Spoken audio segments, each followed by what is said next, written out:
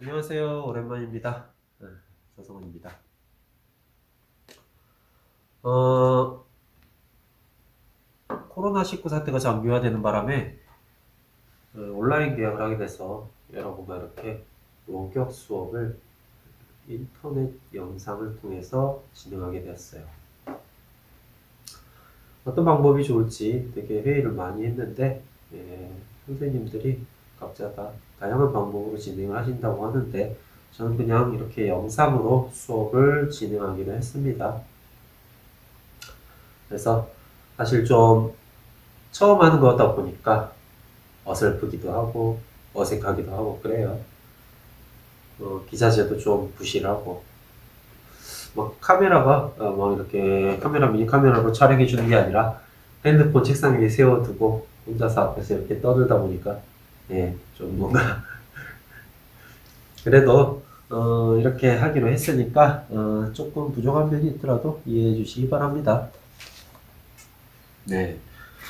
국어는 1, 2단원은 정주란 선생님하고 수업을 할 거예요. 그리고 저랑은 3, 4단원을 배우게 될 겁니다.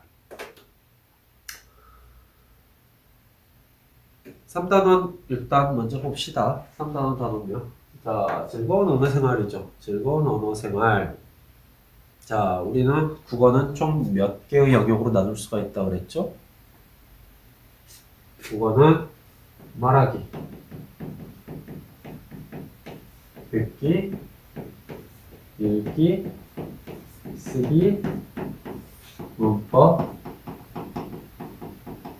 문화.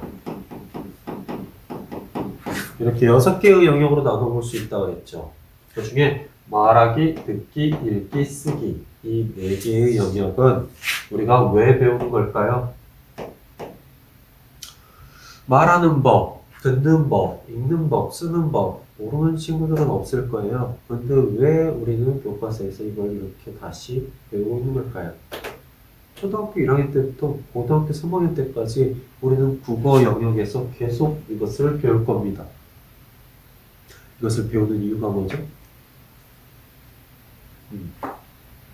우리가 읽기 말하는 법은 다 알지만 그래도 이 말을 좀 더 잘하기 위해서 의사소통이라고 하죠. 의사소통. 자신의 생각을 남과 공유하는 것. 주고받는 것. 이게 의사소통이죠.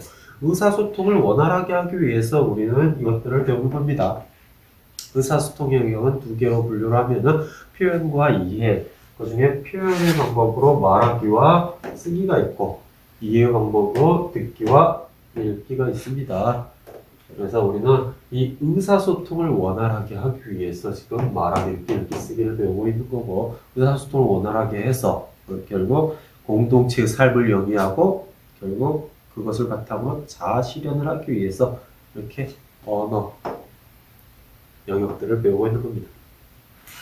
자, 즐거운 언어 생활은 그 중에 말하기, 듣기와 관련된 단원입니다. 그리고 뒤에 소단원 2에 보면은 문법과 관련된 내용들도 나와요. 발음과 표기. 그래서 우리는 이 단원에서 말하기, 듣기와 문법에 대해서 배우게 될 겁니다.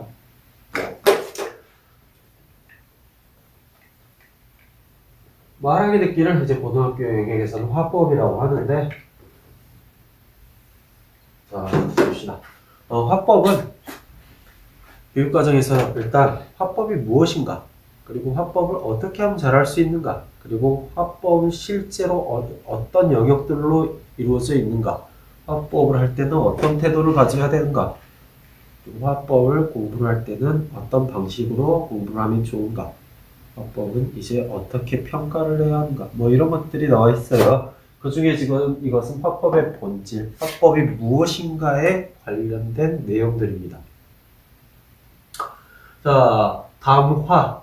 첫 번째 소담문이 담화의 개념과 특성이에요. 담화가 무엇인가? 담화. 한자로 분석해 봅시다. 담자. 말씀 담자예요. 화. 말씀 화자. 그래서 결국 담화라는 것은 말씀들입니다. 말씀들. 정의를 분석을 해보면은 발화들이 모여서 이루어진 네, 발화들이 모여서 이루어진 언어 형식이다.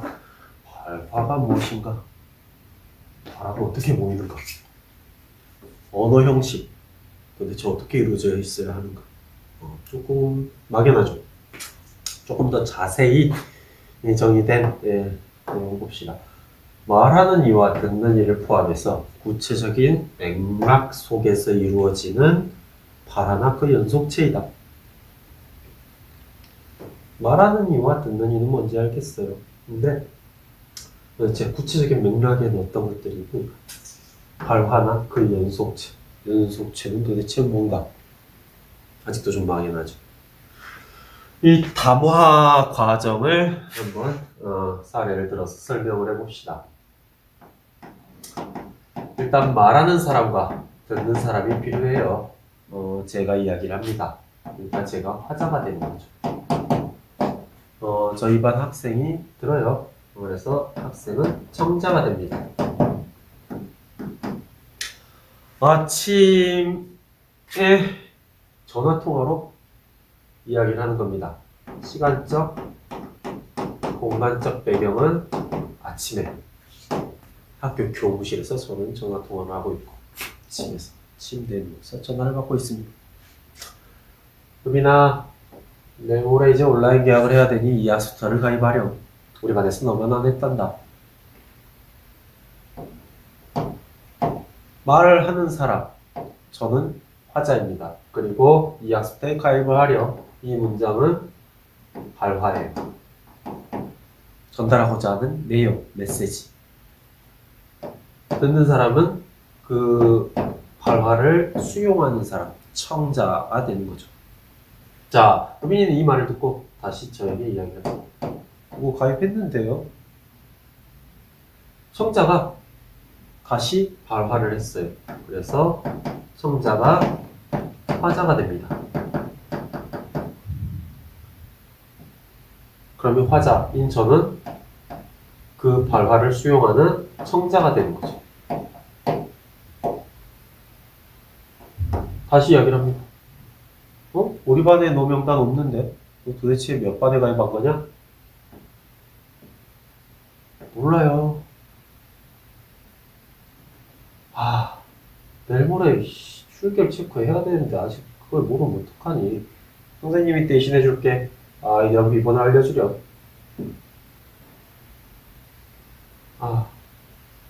성원 18, 18이. 뭐?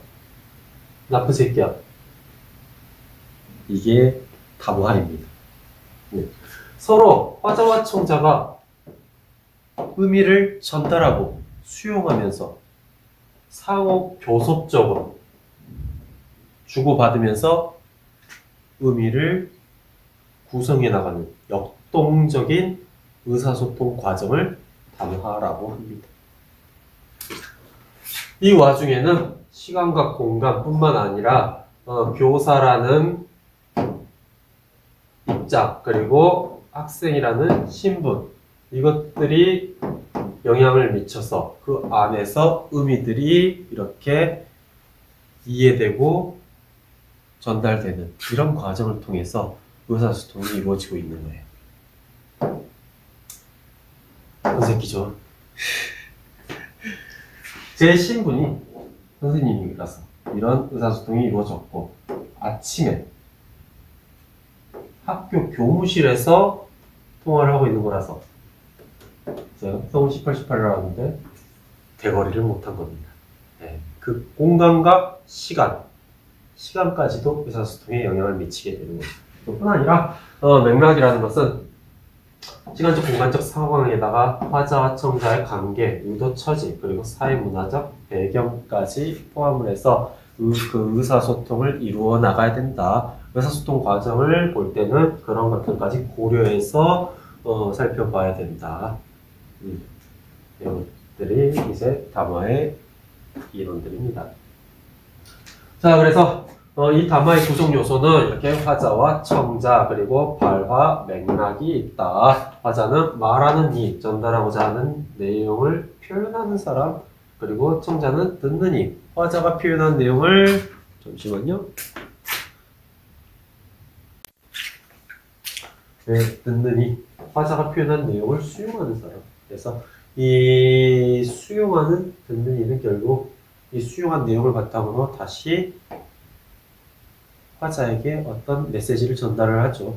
그럼 이 청자가 화자가 되는 거고, 화자는 다시 또 그 내용을 수용을 하다 보니까 청자가 되는 거고, 이렇게 화자와 청자는 역할을 바꿔가면서 계속 어떤 의미를 전달하고, 전달받고, 표현하고, 수용하면서 서로 상호 역동적으로 의미를 구성해 나갑니다.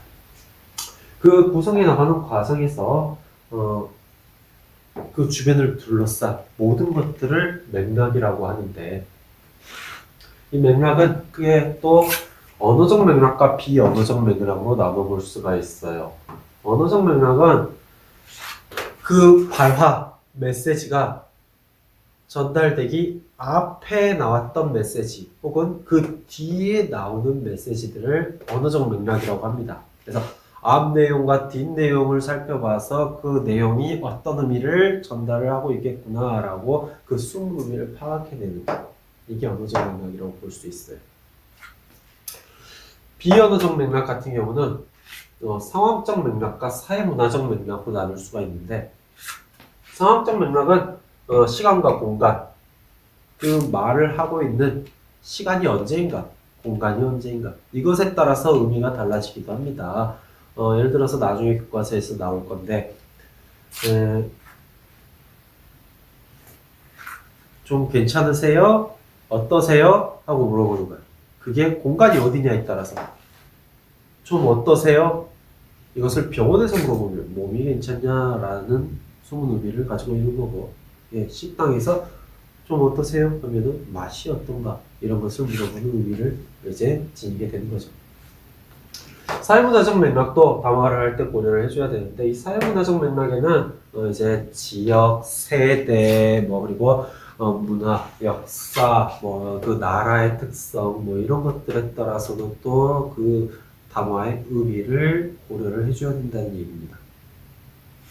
그래서 지역에서 따라서 지역 방언 이런 것들 배웠었죠, 작년에. 그래서 그 방언의 특성에 따라서 또 의미를 고려를 해줘야 되고, 문화, 그 문화가 고맥락 문화인가 저맥락 문화인가, 그 의사소통하는 문화가 어떤가에 따라서, 고맥락 문화 같은 경우는 맥락을 많이 반영해서 그 의미를 해석해야 하는 문화를 이제 고맥락 문화라고 합니다. 저맥락 문화 같은 경우는 맥락에 크게 영향을 받지 않고 그 전달되는 메시지를 중심적으로 의사소통이 이루어지는 그런 문화를 저맥락 문화라고 하죠. 그래서 우리나라 같은 경우는 아무래도 그 겸양의 경률 이런 것들이 많이 발달돼 있어서 돌려 말하기를 좋아해요. 그래서 뒷문이 열려 있으면은 저 뒤에 앉은 친구한테 친구야 춥지 않니? 이렇게 말하는 것은 뒷문을 좀 닫아달라, 이런 숨겨진 의미가 들어있는 거죠. 그러면 야 뒷문 닫아, 이것보다 아무래도 그 상대방에게 좀 부담감을 덜 주기 위해서 이렇게 돌려서 우회적으로 표현을 하는 겁니다. 이에 비해서 저쪽 서구 이런 나라들은 아무래도 단도직입적으로 의미를 전달하는 이런 경향이 많아요. 그래서 그런 것들은 아무래도 우리나라에 비해서 저맥락 문화이다 라고 볼 수가 있는 거죠. 고맥락 문화와 저맥락 문화는 각각 다 장단점이 있기 때문에 어느 게 더 낫다라고 보기는 어렵죠. 그래서 이런 문화도 고려를 해야 되고, 역사, 그 나라의 어떤 역사적 상황 이런 것들도 좀 고려를 해서 의미를 파악을 해줘야 된다. 자, 전달되는 발화도 또 두 가지로 나눌 수가 있습니다. 직접 발화와 간접 발화로 나눌 수가 있는데요. 아까 말했듯이 고맥락 문화에서는 간접 발화를 많이 씁니다. 간접 발화라는 것은 일단 직접 발화는 발화의 형식, 그 메시지가 화자의 의도와 일치하는 경우를 직접 발화라고 합니다. 문 닫아, 춥다, 문 닫아, 이런 것들. 근데 간접 발화 같은 경우는 발화의 형식과 의도가 일치하지 않는 경우, 메시지를 전달을 했는데 그 메시지 안에 다른 숨겨진 의미들이 들어있는 거야.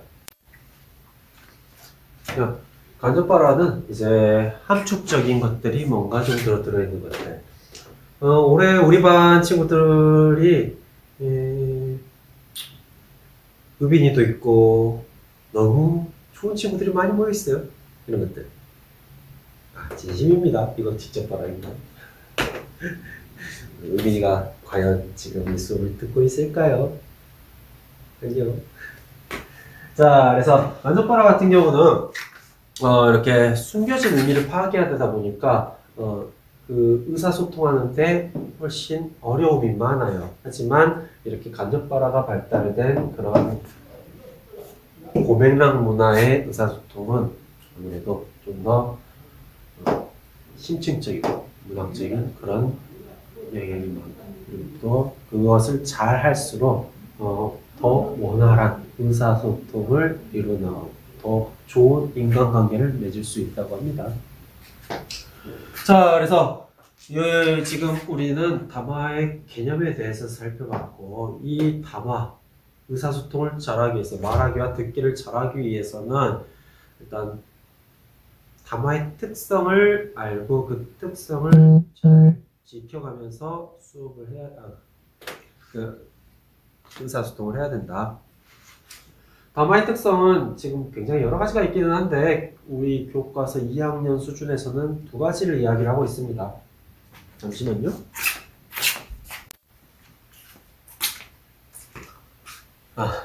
핸드폰 배터리가 벌써 다 떨어졌네요. 이게 한 30분 쭉 촬영하고 딱 끝내버리는 게 아니라 중간중간에 실수한 부분, 좀 어색한 부분 이런 거를 삭제하고 다시 찍고 삭제하고 다시 찍고 하다 보니까 꽤 오래 걸리네요. 물론 거의 다 어색하긴 하지만 그래도 그나마 못 봐줄 정도가 되면은 다시 삭제하고 찍다 보니까 생각보다 힘든데요. 다음 수업은 계약해서 오프라인으로 했으면 좋겠어요. 자, 담화의 특성. 담화의 특성에는 이것 말고도 많이 있는데 그 중에 2학년 수준에서는 일단 말하고 듣기를 할 때 통일성과 응집성을 고려해서 말을 해야 된다. 그래서 지금 여기에 통일성과 응집성이 나와 있습니다. 통일성은 작년에도 이미 배웠어요. 쓰기 과정에서 배웠죠. 글을 쓸 때는 하나의 주제와 관련된 내용들만 써야 된다. 그 이하의 이야기들은 하나의 주제로 뭉쳐져 있어야 된다. 이게 통일성이었죠. 말하기 듣기 과정에서도 마찬가지입니다. 담화의 발화들은 통일된 주제 아래 모여 있어야 된다. 이야기를 나눌 때는 어떤 한 가지 주제를 가지고 그것에 관해서 이렇게 이야기를 나눈 다음에 새로운 주제로 넘어가야 된다는 거예요. 그냥 아무 말 대잔치처럼 막 이 얘기 저 얘기 떠들고 또 듣는 사람은 그것과 관련된 이야기가 아니라 또 딴 얘기를 막 하고 이러면 원활한 의사소통이 이루어지기 어렵다는 거죠. 그리고 응집성. 담화의 발화들은 형식적인 장치에 의해 서로 연결되어 있어야 한다. 말을 할 때는 했던 내용을 다시 그대로 그 문장을 반복할 필요가 없이 대용 표현을 사용할 수 있다. 이것, 저것, 그것 이런 것들. 그리고 또 접속 표현을 통해서 표현이 가능하다. 역적, 그러나, 순적, 인과 이런 것들을 통해서 그래서, 왜냐하면, 따라서 이런 것들을 사용을 해서 훨씬 원활한 의사소통이 가능하다. 이런 것들을 고려해서 우리는 의사소통, 담화를 해야 된다. 자, 그래서 담화에 대해서 담화의 개념과 특성을 살펴봤는데 원활하게 의사소통을 하기 위해서는 이런 다양한 요소를 알고 협력적인 태도를 지녀야 원활한 의사소통이 가능하다. 담화 시 구체적 맥락 속에서 이렇게 의미가 결정되므로 이런 원활하게 의사소통을 하기 위해서는 반드시 맥락을 고려해야 된다.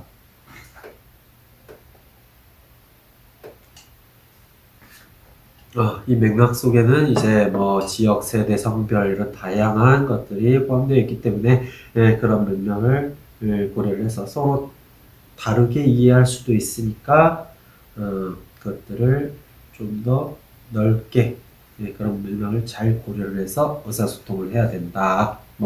이런 유익점에 대해서 이렇게 교과서에 나와 있습니다. 그래서 이 뒷부분에는 이제 실제 교과서를 살펴보면서 실제 사례들로 담화가 무엇인가, 어떻게 이루어져 있는가, 그리고 이 담화에는 어떤 문제점들이 있는가, 그리고 담화의 특성을 고려를 할 때 어떻게 고려를 해줘야 하는가, 이런 것들을 살펴볼 거예요. 근데 지금 이 수업이 블록 타임으로 이루어져 있습니다. 그래서 2시간 연속인데 2시간 연속 강의를 들으면 너무 지치잖아요. 그렇죠? 하는 저도 지치네요. 그래서 1시간은 이렇게 강의를 듣고 또 그 시간에 배운 내용을 바탕으로 형성평가를 풀고 형성평가를 같이 풀이하는 그런 과정으로 이루어갈 거고요. 두 번째 시간에는 독서를 할 겁니다. 그냥 독서를 하는 게 아니라 제가 제시한 중학교 2학년 추천 목록을 바탕으로 그 중에 중학교 2학년 추천 도서를 한 권 골라서 그 책을 그 주어진 1시간 동안 읽고 읽은 내용을 바탕으로 서평을 써서 나중에 오프라인 개학을 할 때 제출을 하는 그런 과제를 부여할 거예요. 목록에 보면은 여러분들이 읽은 책들도 이미 있을 거예요. 근데 읽은 책들 바탕으로 그냥 대충 하지 말고 이 시간에